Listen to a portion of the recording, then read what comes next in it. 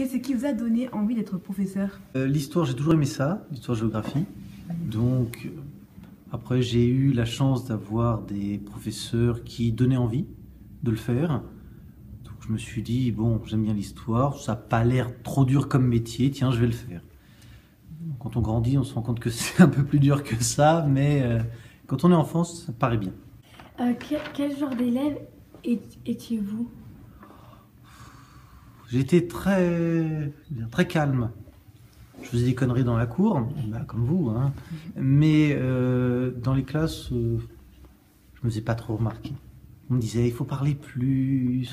C'est pour ça que les élèves, quand je dis à mes élèves que j'étais assez timide quand j'étais en classe, ils me disent, c'est pas possible, parler trop maintenant, crier tout le temps. Je dis, ah si, quand j'étais enfant, j'étais plutôt timide. Quel métier vouliez-vous faire quand vous étiez élève? Alors quand j'étais élève, quand j'étais petit, hein, Oui. je voulais être archéologue, mais ça, je pense qu'il y a beaucoup d'enfants qui ont voulu le faire. On a vu des films, on découvre des grands trésors. Et puis après, on s'est rendu compte que les archéologues, ils trouvaient des petits bouts de poterie comme ça, et qu'ils étaient, ah, c'est génial! Je dis, non, moi je veux découvrir des trucs en or, ça c'est bien. Et puis, bon. Et puis, à peu près quand je suis rentré au collège, je me suis dit, ah, prof d'histoire, c'est pas mal. Donc en fait, à partir de 10-12 ans, je savais ce que je voulais faire. Je ne savais pas très bien comment on y arrivait, mais voilà. Je dis, je vais y arriver, donc il faut faire comme ça. Avez-vous déjà enseigné dans un collège qui n'était pas en banlieue? J'ai commencé à travailler à Épinay-sur-Seine, donc c'était Villiers-Empire, mais vraiment pire. C'était ma première année, alors j'ai appris comme ça. À la fin de la première année, la principale m'a dit, vous avez survécu 1 an ici, vous pouvez enseigner partout. D'accord. La deuxième année, j'étais ici, bon, et à Goussainville. Après, je suis parti quelque temps à Goussainville, et après, je suis revenu ici. Donc, ailleurs qu'en banlieue, non, je ne connais pas. Est-ce que vous avez changé votre manière d'enseigner par rapport au collège? Ah oui, bien sûr, parce que quand j'ai commencé, j'allais très lentement, parce que je ne savais pas comment allaient réagir les élèves, ce qu'ils pouvaient faire. Donc, je travaillais très peu avec les élèves. Je faisais pas énormément de choses. Mais après, j'en fais de plus en plus. Parce que je pense que les élèves sont capables. Si on les pousse. Est-ce que vous auriez envie d'aller dans des collèges qui sont en campagne ou dans d'autres zones? Non. Mais pourquoi? Ici, je me sens utile. Je pourris la vie des élèves, ils me pourrissent la vie, et a priori, ça fonctionne. Donc, pourquoi changer? Ici, je me sens utile. Peut-être que quand je serai plus vieux, quand j'en aurai marre des élèves qui hurlent tout le temps, j'irai ailleurs. Juste pour découvrir d'autres manières de voir. Oh, mais je sais comment on enseigne à côté. Et je sais que c'est pas le même métier. Quand des élèves ont des parents qui les aident à la maison, qui peuvent les aider, parce qu'ils ils ont fait des études, c'est bien, tant mieux pour eux. Mais je suis moins utile pour eux. Je préfère accompagner des élèves qui, à la maison, ils n'ont pas forcément de l'aide. Parce que là, je me dis, je suis prof, je sers à quelque chose. Alors bien sûr, dans les autres, ailleurs qu'en banlieue, je servirai à quelque chose, mais je ne ferai pas le même métier.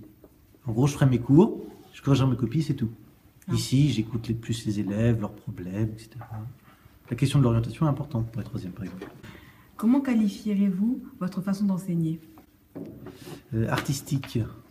Ah, donc vous préférez les choses assez ludiques. Je ne suis pas animateur de télé, mais si vous trouvez des choses amusantes, je sais que vous retiendrez plus facilement. Donc vous n'aimez pas faire des cours assez stricts, sans découverte? Alors de découverte, oui. Strict, si, j'aime bien parce que, il faut qu'il y en ait. Parce que quand il y a quelqu'un qui parle et que les autres s'en foutent et parlent, il n'y a pas de respect.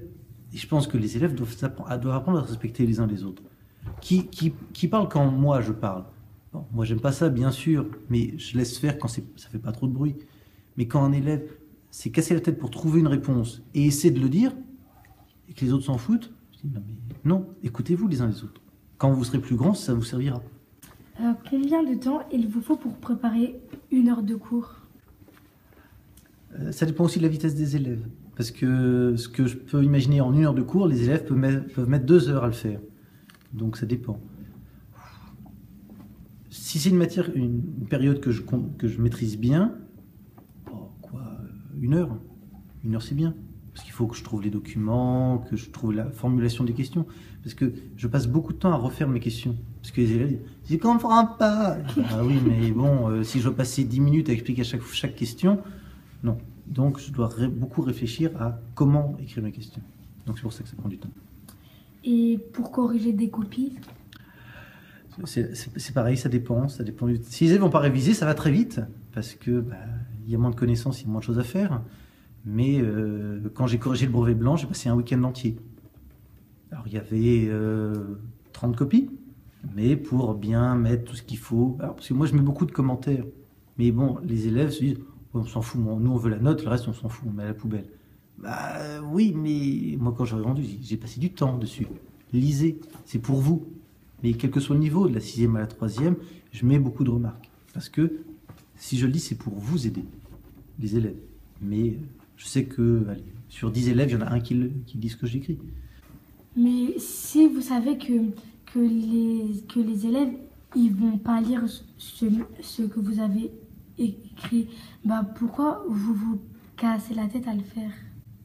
Comment je peux savoir qui va lire, qui va pas lire? Comment je sais, est-ce qu'un élève va pas lire pendant très longtemps et puis un jour il va se dire tiens je vais lire. Donc comme je peux pas savoir qui va lire ou pas lire, je préfère toujours le mettre. Oui, vous pourriez dire je perds mon temps, mais il suffit que j'aide un élève et j'aurai gagné. Si les élèves ont de mauvaises notes, est-ce que vous vous remettez en question? Bien sûr. C'est-à-dire qu'il y a deux façons de faire. Maintenant j'évalue beaucoup par compétences.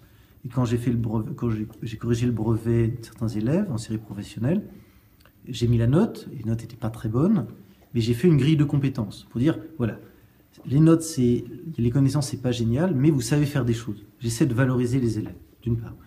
Et après, j'essaie de me dire pourquoi, là, sur ce contrôle-là, cette évaluation, ça a planté.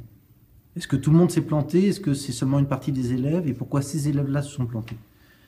Et après, moi, je me demande, est-ce que c'est les textes qui étaient trop longs? Est-ce que les questions étaient mal formulées? Donc, mes cours, comme mes évaluations, c'est pas je l'ai fait une fois et puis après j'y touche plus. C'est chaque année, chaque cours, je les modifie. Donc ça permet de vous améliorer oui. dans l'enseignant. On dit qu'il faut 5 ans pour faire un bon prof. Je suis à ma 5e année, donc je dis théoriquement ça y est, je suis un bon prof. Mais je me dis bon, théoriquement je vais encore travailler très longtemps et si je m'arrête comme je suis maintenant, ça va pas le faire pour les élèves. Donc il faut toujours, chaque cours que je me repose des questions.